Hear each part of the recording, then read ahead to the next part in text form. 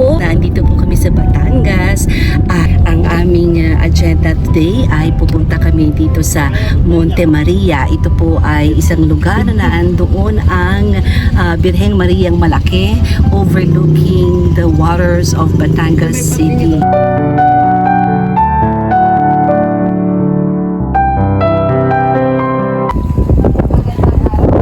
Hello po, magandang umaga po sa inyong lahat. Nandito po ako ngayon sa Batangas at ito po ang Montemaria. Puntahan po natin at akyatin ang taas.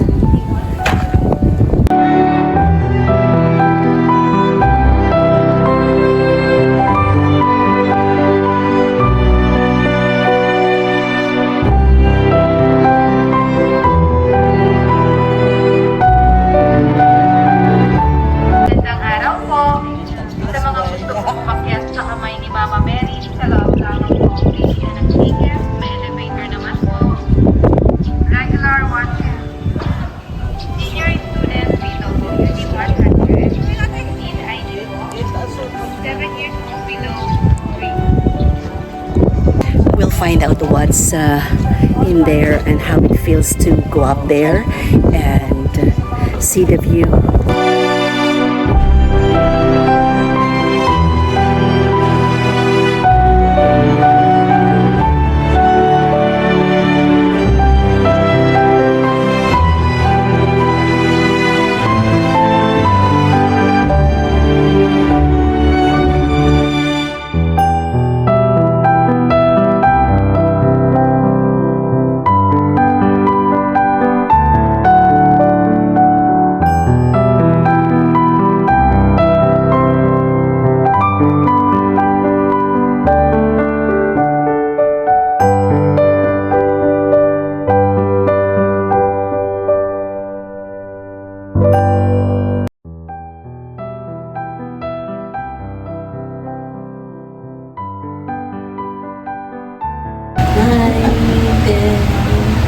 Well, we don't feel anything, right?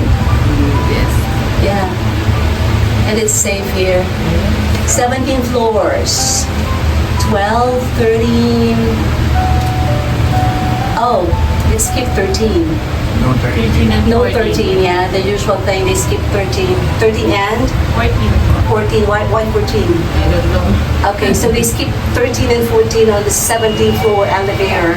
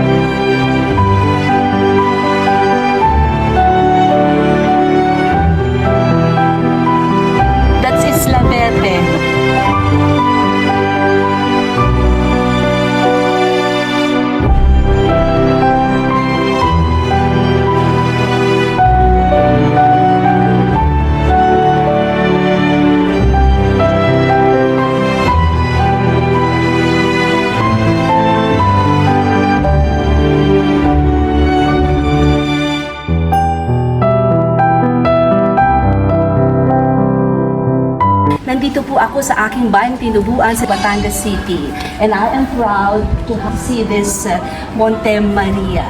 Noong kapanahunan ko, wala pa po ito. At ngayon, after so many years, I'm back in Batangas.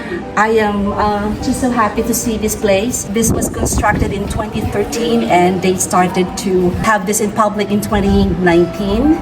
It's one of the famous tourist places here in Batangas City, and not just Batangas City but in the Philippines.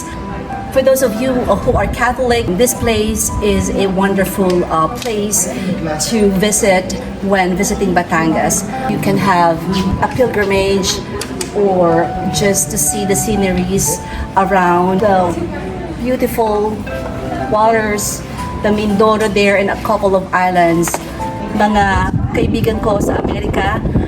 Let's go visit the Philippines and let's include this in our itinerary, Montemaria, in this picturesque place where you can just enjoy beautiful scenery. Let's pray and let's see what's around and enjoy the day.